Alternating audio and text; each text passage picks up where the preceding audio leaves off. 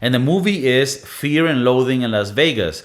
And this is a fucking classic cult movie, which starred Johnny Depp, a young Johnny Depp, Benicio del Toro, and there's a few, I think there's a few others, but those are the main characters, right? And man, this movie,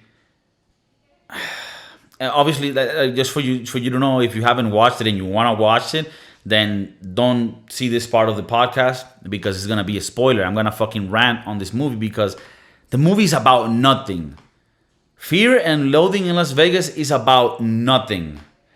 That movie was made as an excuse to show Johnny Depp and Benicio del Toro do some great performances when it comes to like being high on acid and shit, and to show Las Vegas with a lens which was amazing. I mean, like, this is the weird thing about this movie, and I think this is why people praise it so much, because if you just look at the aesthetics of it, the movie shows some takes and that are fucking amazing. It shows Las Vegas with the neon look that man, it just is. Watch it. I think it's worth watching, but it's not a movie that you're gonna watch and understand what happened, and not because the director is so like deep, so he made this thing that you don't even understand. But no. Nobody understands what the fuck they did here. I don't even think the director, the writer, nothing.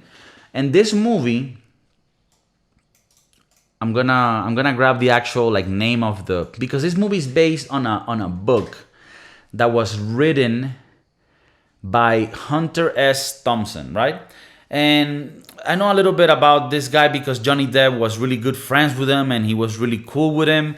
And this guy died recently, if I believe, and Johnny Depp did some some fireworks. I think the guy wanted to have his ashes thrown into fireworks or into the space.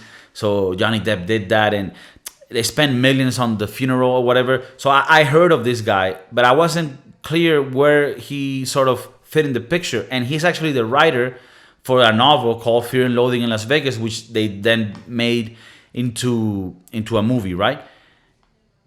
And dude, the movie's about nothing. I have nothing to. I mean, I'm gonna say some shit about this movie, but I have nothing to really remember about the plot. There's no plot, and the thing is, the whole movie, I'm thinking, oh, I get it. This is all confusing. Nothing makes sense. But then there's gonna be a moment where click, and things happen. And I've seen those type of movies, and that is really great when that happens. There's movies that throw some certain hit stories, and you're like, yo, what the fuck are you even doing? And then at the end, some shit happens where it makes everything click, and then you're like, oh fuck, and that's part of the strategy that you want in a movie, right? Like the director and the writer to make it so that the plot hits you in a way, and you're like, oh fuck, those are the emotions that you want from a movie. This movie, the whole time, I'm waiting for this fucking magical plot that's gonna make everything make sense, and nothing fucking happens. Literally, this movie, what it is, and I'm gonna be real with you, because I've had my experiences, my fair share of experiences in the psychedelic sphere. This movie is great if you're gonna take mushrooms, LSD, and you wanna just fucking watch a movie that you're gonna be like tripping the fuck out. Because when you're on acid or shrooms, right, you're not really you're not gonna captivate the plot of a movie. You're not even gonna know what the fuck. I mean, depending on the strength of what the fuck you're doing, but in general, your mind is not, I don't think, in my opinion, your mind is there to follow a plot or anything. So I see how Fear and Loathing in Las Vegas is a perfect movie. You have a lot of neon lights, Las Vegas. The guys in the movie themselves are tripping on acid, and the hallucinations are not that off from maybe what a trip could be. So I like the fact that it seemed like whoever created these scenes knew about these drugs and how it felt, because they did a great job at that. So if you're fucking tripping balls, this is a great movie to watch. I 100% recommend it, because you're gonna be fucking tripping and you're gonna see the guys like, what the fuck is happening? But if you want to watch a movie that makes sense, like a movie that just has a great story, a great ending and shit, this movie is not it. This movie has no fucking plot. The movie starts with these guys just in a car, going to Las Vegas from California, right? And they're in like the classic desert road with the fucking convertible, and they have a box that's filled with every drug imaginable. And like the thing is, the aesthetics of the movie are so good that you sort of get caught up in it. It's sort of like, you know how people watch these days this piece of shit movies like Fast and the Furious and things like that. They're so shit, right? But they have so many bells and whistles with the explosions and shit that fucking retarded people are like, oh my god, that's fucking amazing, right? And they sort of overvalue a piece of shit movie. I feel like with this movie, Fear and Loathing in Las Vegas, and Fear and Loathing in Las Vegas, I mean, I'm not even comparing it in the essence, to like Fast and the Furious. Fear and Loathing has a lot more credit in that regard. I mean, it's still a shit movie because it has no plot, but it feels like it has all the things that a movie should have that are great, but then it doesn't come through with it. Like, for example, I've recently watched some movies from Scorsese, right? And with his movies, right, mob movies, you see a lot of these aesthetics that are super cool, like the takes that he does, and like maybe like in New York, like all those takes, they look really nice aesthetics, but they're backed up by a story and a plot that turns out to be a fucking good movie, right?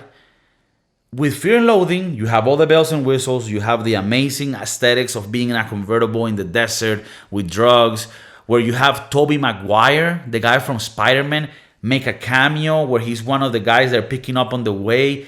He makes no sense in the movie, has no fucking story. I don't even think he has more than 3 lines. Makes no sense. They have a box that's filled with every drug imaginable, and that part is cool as fuck because, man, the thing is the movie looks so good at all the time. The hotel they get to is fucking cool. And every night in the hotels that they're at, pretty much all they do is just destroy the hotel and leave without paying the bill. But it never gets to a story. Like, you don't even understand what happened in the story. It seems like he went to Las Vegas because he's a journalist, so he's gonna write about a motorcycle event that's happening. But then when he goes that day, he doesn't even write about it because a storm happens and he just leaves. So I'm just like, this guy goes there and he's not even doing his job. And Benicio del Toro is like his manager or some shit. So then he books him to another hotel, but he's gonna do another he's gonna be like, instead of being a journalist for the motorcycles, he's gonna do it now for a convention for cops. So he's like, oh fuck, I'm gonna be writing about cops in the convention for cops, and I'm gonna be with cops, and I have all these drugs, right? So you're like, oh fuck, now this shit is fucking picking up, right? They're in the convention with cops next to them and they're doing cocaine. So you're like, oh, okay, so this shit's gonna get spiced up now. No, it doesn't. They just trash the room again, and then the next morning they leave without paying. And that's it. Like, that's the whole fucking movie. There's no plot, there's no story. It's just Benicio del Toro and Johnny Depp just rambling the whole movie like, oh, the bats, oh, the mescaline, oh, what's this? It's no real essence. But if you're tripping on acid, or if you're just smoking a little weed and you want to laugh a little, you don't want to think about much, you don't want to really make connections in the movie, watch this shit. It's a piece of shit good movie to watch. Okay? And I'm gonna be coming with certain classics that people think are great, and I'm gonna be real about them. So this is one of the first ones. And for people out there like, yo, Kiko, you don't know what the fuck you're talking about, you didn't even understand. Because this movie is made based on like a writer, Hunter S. Thompson.